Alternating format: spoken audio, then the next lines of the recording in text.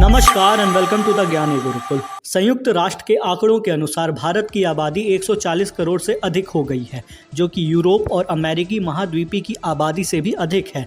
महज 70 वर्षों में आबादी में 1 अरब का इजाफा हुआ है। आज भारत विश्व में सर्वाधिक जनसंख्या वाला देश है।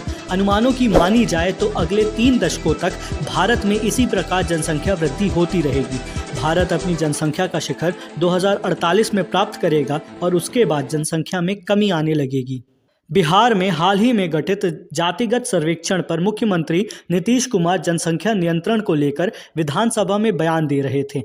मुख्यमंत्री जी ने जनसंख्या नियंत्रित करने में महिलाओं की शिक्षा के महत्व पर जोर देते हुए राज्य विधानसभा में जो कुछ भी कहा, आप भी उसे सुने। जरूरी चीज न है तो जो हम लोगों ने कहा कि अगर पढ़ लेगी लड़की और वो जब शादी होगा लड़का लड़की में, तो जो पुरुष है वो तो रोज रात में जो सदिया होता है उसके साथ करता है ना, तो उसी में और पैदा हो जाता है। और लड़की पढ़ लेती है तो हमको मालूम था कि वो करेगा, ठीक है, लेकिन अंतिम में भीतर मत घुसाओ, उसको बाहर कर दो। करता तो है, तो उसी में आप समझ लीजिए संख्या घट रही है। अब आप जान लीजिए कि जो संख्या थी पहले, आप पत्रकार लोग भी ठीक से समझिए मेरा बतवा को, याद करिए। आप पहले क्या था, सुनो, 4.3, अब घटते घटते लास्ट ईयर के पहले ही जो रिपोर्ट आई है, अभी तो और हम कहें नया रिपोर्ट दे दो, तो 2.9 पर पहुंच गए। मुख्यमंत्री जी ने जो कुछ भी कहा वह सही था या गलत, उसका फैसला आप करें, लेकिन उससे एक बात तो स्पष्ट होती है कि जिस तरीके से शिक्षा के महत्व पर जोर देते हुए एक शिक्षित महिला अपने पति को संबंध मनाने के दौरान रोक सकती है, परिवार नियोजन के लिए सक्षम योगदान दे सकती है, उनके द्वारा प्रस्तुत आंकड़ों से स्पष्ट था। नीतीश जी का बयान सुनकर मुझे हाल ही में रिलीज हुई ओ माई गॉड 2 का एक सीन याद आता है, जिसमें पंकज त्रिपाठी अपनी बेटी के विषय में पूछते हैं कि वह कहाँ है, और बेटी की माँ कहती है कि संडास, तो बेटी कहती है कि माँ वॉशरूम कहिए। उसी में आगे पंकज त्रिपाठी बताते हैं कि बात ऐसी कहो जो सुनने में अच्छी लगे, कानों को अच्छी लगे। मुख्यमंत्री जी का बयान भले ही एक जटिल मुद्दे पर था, पर हास्यास्पद था। इस तरीके से प्रस्तुत किया गया जैसे गली मोहल्लों की सभा में पेश किया गया हो।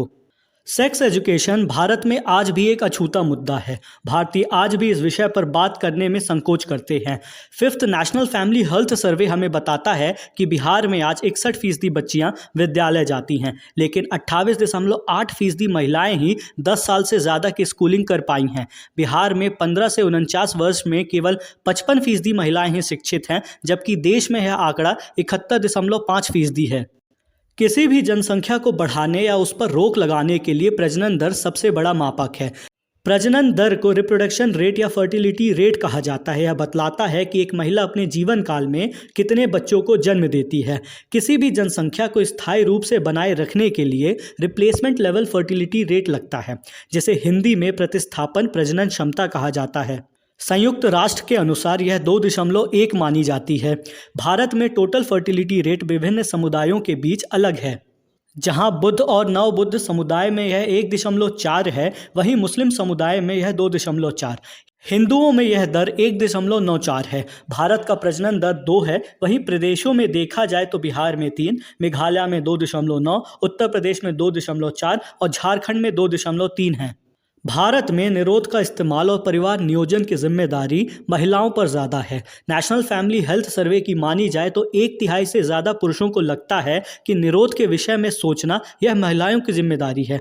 भारत में मेघालय, मिजोरम, बिहार जैसे राज्यों में निरोध का इस्तेमाल सबसे कम है। इसी रिपोर्ट का एक पहलू कुछ उम्मीद भी प्रदान करता है। करीब 99% से अधिक शादीशुदा लोगों के बीच में किसी न किसी एक गर्भ निरोधक तरीके के बारे में जानकारी होती है। का इस्तेमाल किया जाता है, जैसे कि रिदम या calendar method, pull out method. इसी के विषय में मुख्यमंत्री साहब विधानसभा पटल पर बात कर रहे थे। पुल आउट मेथड में स्पर्म इजैकुलेशन से पहले ही लिंग को योनि से बाहर निकाल लिया जाता है। वैज्ञानिक दृष्टिकोण से देखा जाए तो यह दोनों ही तरीके गर्भधारण को रोकने में असक्षम रहे हैं। एक रिपोर्ट की मानी जाए तो कैलेंडर मेथड, जिसमें मासिक धर्म को ध्यान रखकर परिवार नियोजन और निरोध का कार्य किया जाता है, इसे अपनाने वाली 100 में से 24 महिलाओं में पहले ही साल गर्भधारण हो गया था। भारत में इमरजेंसी कॉन्ट्रासेप्टिव यानी आपातकाल गर्भ निरोधक के विषय में बहुत कम जानकारियां हैं। केवल 52% शादीशुदा लोगों को ही इसके विषय में पता है। भारत में आधुनिक निरोध के तरीकों में सबसे प्रचलित महिला नसबंदी है। 15 से 49 वर्ष की महिलाओं में करीब 38% महिलाएं नसबंदी के तरीके का इस्तेमाल करती हैं गर्भ निरोधक और परिवार संयोजन के कार्य में। निरोध के रूप में कॉन्डम का इस्तेमाल 10% है और गर्भ निरोधक दवाइयों का इस्तेमाल 5% है। शिक्षा और रोजगार गर्भ निरोध में किस तरीके से भागीदार है, इस बात से समझा जा सकता है कि महिलाएं जो किसी रोजगार में नहीं हैं उनमें से सिर्फ 53% ही आधुनिक गर्भ निरोध तकनीक का इस्तेमाल करती हैं, जबकि रोजगार में संलग्न महिलाओं में यह 66% है। देश में आज भी महिला नसबंदी का सबसे बड़ा संसाधन सरकारी अस्पताल है। 10 में से 8 महिलाएं अपनी नसबंदी सरकारी अस्पतालों में सरकारी स्वास्थ्य केंद्रों में करवाती हैं। एक शोध में यह बात उजागर की गई कि भारत में प्रति 1000 महिलाओं में 70 अनचाही गर्भावस्था होती है। इन अनचाही प्रेगनेंसी के कारण सालाना देश में 2.5 करोड़ गर्भपात होते हैं या सालाना 47,000 मातृ मृत्यु का कारण बनती है। प्रगतिशील देशों में तकरीबन 40% प्रेगनेंसी अनपेक्षित या गलत वक्त पर होती है। इन सभी विषय बिंदुओं से और शोध पत्रिकाओं से आप यह बात समझ गए होंगे कि यह कितनी बड़ी समस्या है। सिनेमा जगत ने भी समय समय पर इस विषय पर कुछ अच्छी पिक्चरें बनाई हैं। IMDb पर दी गई इस लिस्ट को देखिए। यह सारे चलचित्र सेक्स एजुकेशन से संबंधित है। हेलमेट नाम की पिक्चर 2021 में रिलीज़ हुई थी। हालांकि एक कॉमेडी ड्रामा है। एक छतरी वाली करके भी है। 2022 में आई जनहित में जारी, जिसमें नुसरत भरूचा ने काफ़ी सुंदर अभिनय किया है। यह चलचित्र कॉन्डम के इस्तेमाल पर है। विकी डोनर नाम से एक और पिक्चर आई थी, शुभ मंगल सावधान में इसमें इरेक्टाइल डिस्फंक्शन के विषय में कहा गया है। अक्षय कुमार की बड़ी चर्चित फिल्म पैडमैन 2018 में लॉन्च हुई थी। Made in China, doctor ji, doctor Arora, साथ ही हाल ही में आई एक नई पिक्चर ओ माई गॉड 2 भी इसी विषय से संबंधित है।